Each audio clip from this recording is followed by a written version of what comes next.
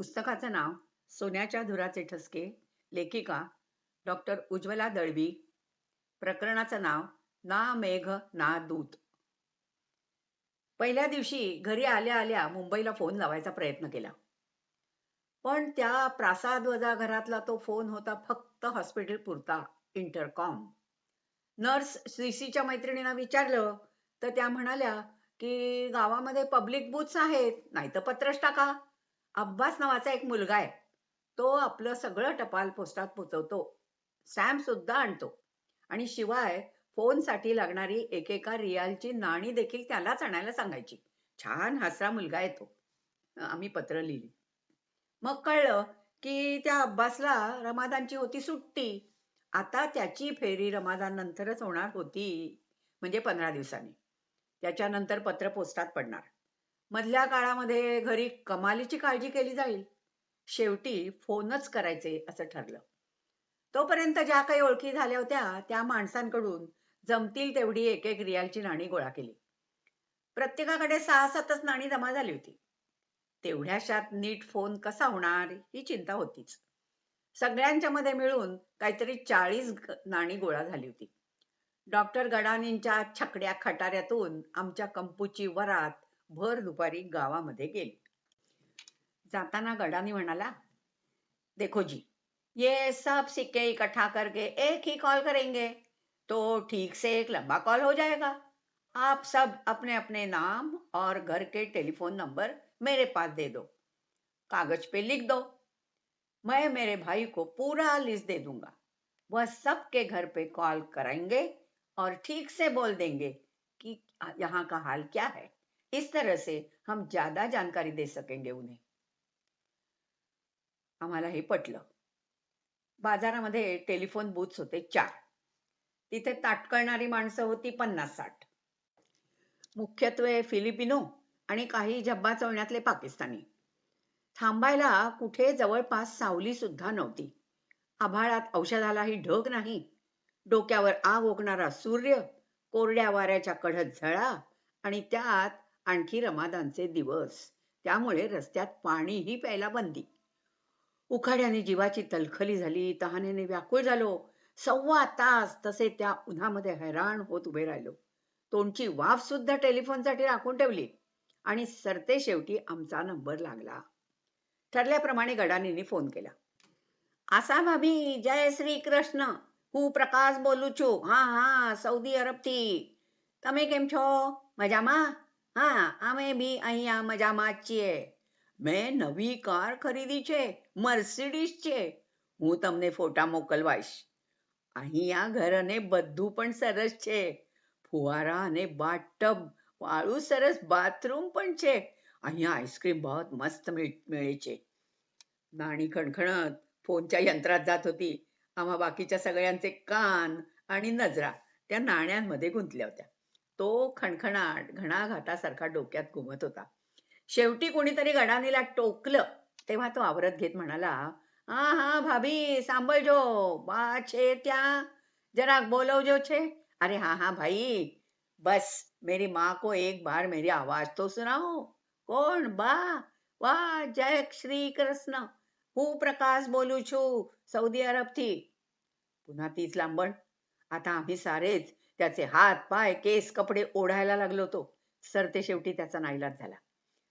बा अशोक भाई છે ત્યાં? હા, અરે અશોક ભાઈ, છું પ્રકાશ બોલું છું, સૌદી અરબથી. જય શ્રી કૃષ્ણ. અશોક ભાઈ, મારી સાથે જે લોકો છે એમના ઘરે તમે ફોન કરી દેવો. કોણ કોણ છે? દળવી, વરાને બાયડી, બન્ના, પછી ડોક્ટર ખાંડેકર છે, દેશમુખ છે, પલાશ દાસવાની છે, એક બીજી છોકરી બી છે. એનું? હા, નીતા પરસુલે કરીને છે અને આલોક મહેતા છે. હા, બધાના ઘર પર ફોન કરવો. હા, ચોક્કસ. તમે કેમ છો? અહીંયા બધું સરસ છે. म्हणे म्हणे तो नाणी संपली. त्याच्या हातात मोठ्या कॅपिटल अक्षरामध्ये लिहिलेली यादी होती खरं तर, पण त्यांनी आमच्यातल्या अर्ध्यांचीच नावं सांगितली आणि फोन नंबर तर कुणाचेही दिले नाहीत. ते उसण्यातले पैसे, ती दुर्मिळ नाणी, वेळ आणि दगदग सगळंच अक्कल खाती गेलं. गावात राहणाऱ्या जुन्या डॉक्टरांशी थोडीशी ओळख झाली होती, पण त्यातले बरेचसे मुस्लिम होते. फोन करायला त्यांच्या घरी जायचं तर हॉस्पिटलच्या वेळेनंतर संध्याकाळी जाणं भाग होतं. रमादानच्या महिन्यात ती वेळ त्यांच्या इफ्तारीची, दिवसभराचा उपास सोडायची असे. आता त्यावेळी नेमकंच त्यांच्या घरी जाणं हे आम्हाला काही प्रशस्त वाटेना. पण या नात्या निमित्ताने घरी खुशाली कळवणं जमतच नव्हतं. स्वप्नात सुद्धा आई वडिलांचे चिंतातूर चेहरे दिसत होते. ईदच्या दिवशी मुदीर शम्सने आमच्या हातात एक टेलेक्स ठेवला, माझ्या वडिलांनी पाठवलेला. तुमच्या हॉस्पिटलमध्ये काम करण्यासाठी हेली दळवी आणि उज्ज्वला दळवी हे 2 डॉक्टर्स 5 जून रोजी मुंबईहून निघाले. त्यानंतर त्यांची काहीही खुशाली मिळाली नाही, कृपया ती कळवावी. शम्सने यांच्या पाठीवर थाप मारली. गड्या, आई वडील आपली काळजी करत असतील याचं जरा भान ठेवत जा. पण फोन कुठून करायचा या प्रश्नाचं उत्तर काही मिळालं नाही. शेवटी भीड बाजूला सारून डॉक्टर मुनावरांच्या घरून फोन केला. त्याच्या घरी बोलता बोलता सहज म्हटलं की आम्हाला घरी का बसवून ठेवलाय कळतच नाहीये. अहो, काहीतरी गडबड दिसतेय. आमची इथे गरज नसताना आम्हाला इथे चुकून आणलं गेलंय का?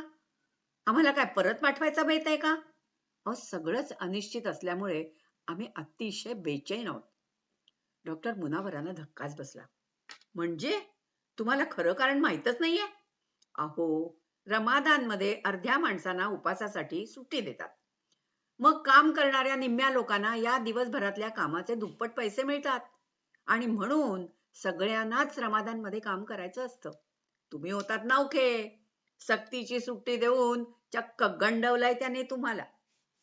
म्हणजे या रमादानची सुट्टी संपल्यानंतर आमचं काम नक्की सुरू होणार तर? हुश. हो तर. आणि ह्या देशाची माणसं सुद्धा रमादानची सुट्टी संपेपर्यंत कुठलंही काम करत नाहीत. तुमच्याबद्दल त्यांना फारच आपुलकी वाटेल बघा. मुनावरांनी तोंडभर आशीर्वादही दिला. रमादान संपला. सारं सुरळीत सुरू झालं तेव्हा आमची पत्र अब्बास बरोबर जायला लागली. येत्या पत्रांची वाट जरा वेगळीच होती. बेदूना एका जागेवर स्थिर करायचं तर त्यांना पक्की घरं हवी. त्यासाठी सौदी सरकारने पैसे दिलेत. बेदूस ते, ज्याला जिथे जागा पसंत पडली तिथे त्यांनी घर बांधलं. त्या घरांच्या मधून वेडेवाकडे भांग पाडल्यासारख्या ज्या वाळूवाटा जात होत्या तेवढ्याच. त्या सोडल्या तर उम्मखद्रा गावात आल्या आल्या दिसला होता तो एकच मध्यवर्ती रस्ता तेवढा होता. आता जिथे रस्तेच नव्हते तिथे रस्त्यांची नावं आणि त्यांच्या पाट्या कुठून असणार? त्यामुळे गावातल्या कुणाचाही पत्ता मुक्काम पोस्ट उम्मखद्रा यापुढे जातच नव्हता.